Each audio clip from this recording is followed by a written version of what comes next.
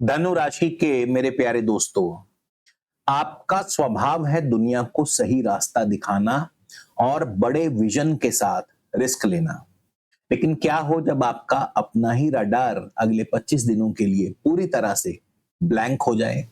जी हाँ, 15 जुलाई से 9 अगस्त 2026 तक देवगुरु बृहस्पति अपनी उच्च राशि कर्क में आपके अष्टम भाव में अस्त हो रहे हैं। ये 25 दिन आपके लिए किसी परीक्षा से कम नहीं है। महाभारत के शांति पर्व अध्याय 120 श्लोक 9 में भीष्म पितामह कहते हैं, मंत्र मूलम राज्य माहुर मंत्रिणाम धुरितिष्ठताम मंत्र संरक्षणे यत्न कर्तव्यस्तेन पार्थिव। अर्थात किसी भी साम्राज्य की जड़ उसकी गुप्त रणनीतियां होती हैं। जब ज्ञान और बुद्धि के कारक आपके लग्नेश गुरु अष्टम भाव में अस्त हो जाएं तो दृष्टि भ्रमित हो जाती है और रणनीतियां लीक होने लगती हैं। जाहिर है जिसका लाभ आपके शत्रु को भी जाएगा। नमस्कार, मैं हूं आपका अपना एस्ट्रो दोस्त चेतन और आप देख रहे हैं स्काई स्पीक्स। आज के इस वीडियो में हम केवल भविष्यवाणी नहीं बल्कि अगले 25 दिनों का पूरा ब्लूप्रिंट डिकोड करेंगे। हम जानेंगे नौकरी, बिजनेस, धन, निवेश में कौन सी गलती नहीं करनी है, आपके फंसे हुए पैसों की रिकवरी कैसे होगी। अंत में मैं आपको सटीक उपाय भी बताऊंगा, इसलिए वीडियो को अंत तक जरूर देखिएगा।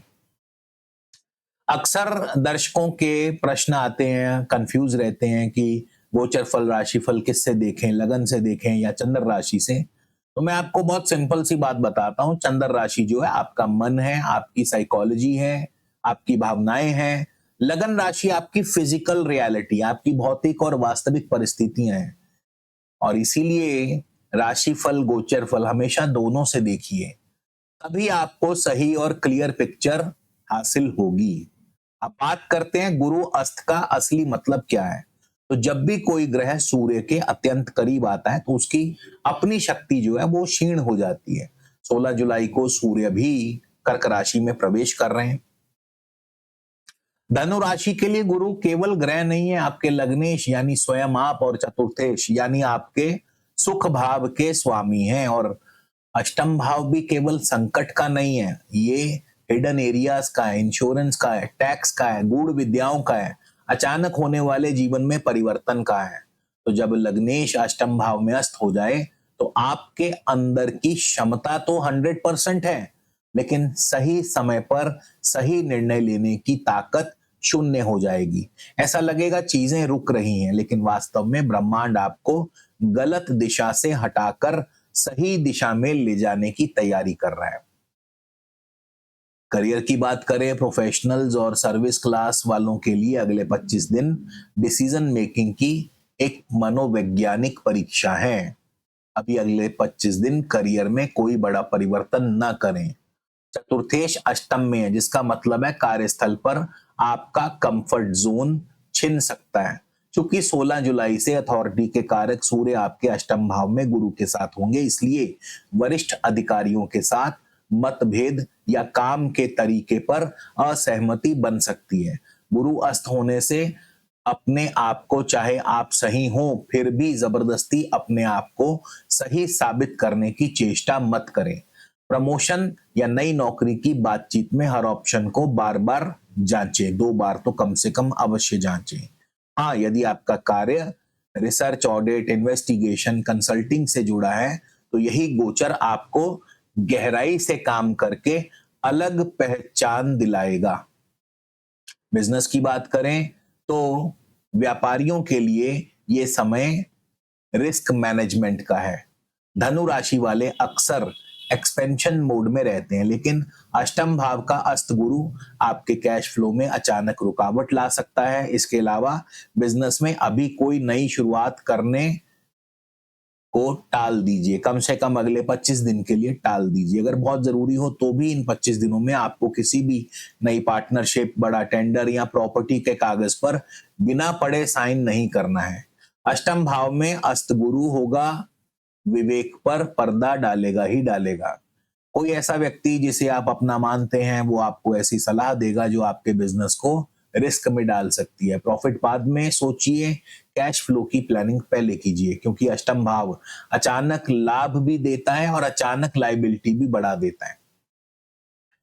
आर्थिक मोर्चे पर धनु राशि का अत्यधिक ओवर कॉन्फिडेंस इस समय गलती करवा सकता है। Share market, high risk management, high risk investment, खासकर प्रॉपर्टी में निवेश या बिना जांच के किसी रिश्तेदार की लोन गारंटी देने से बचें। जो पैसा बाजार में फंसा है उसे निकालने के लिए अग्रेसिव होने के बजाय डिप्लोमेटिक अप्रोच अपनाएं। अपना इमरजेंसी फंड मजबूत कीजिए।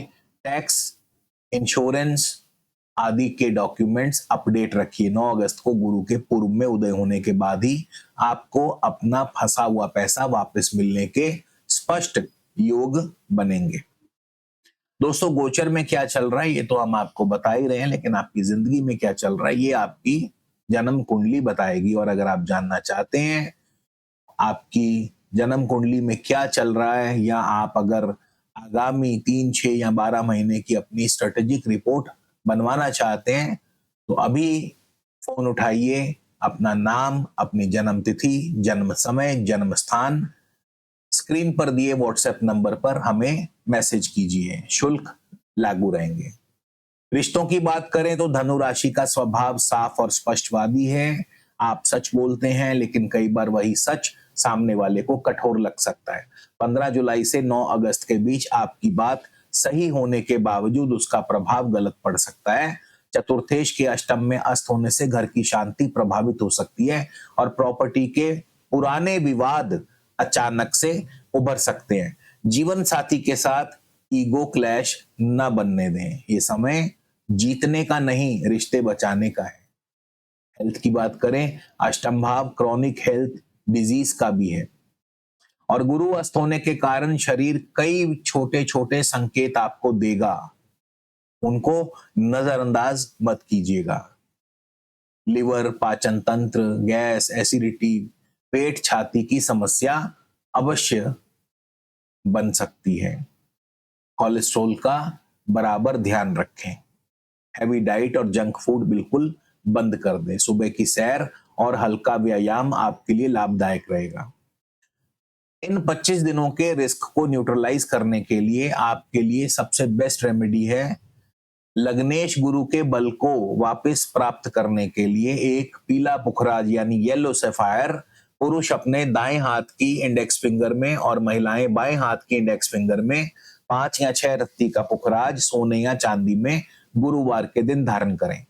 इसके अलावा आप रोजाना लगातार अगले 25 दिन अपने मस्तक पर, नाभि पर और जुबान पर केसर का तिलक अवश्य लगाएं और साथ ही गुरुवार के दिन बहते जल में चने की दाल प्रवाहित करें। अगले 25 दिन ये उपाय आप प्रत्येक गुरुवार को कर सकते हैं।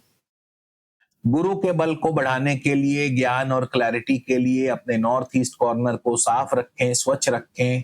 ये गुरु की दिशा है, गुरु अस्त हो रहे हैं, इसलिए यहाँ पर असंतुलन आ सकता है।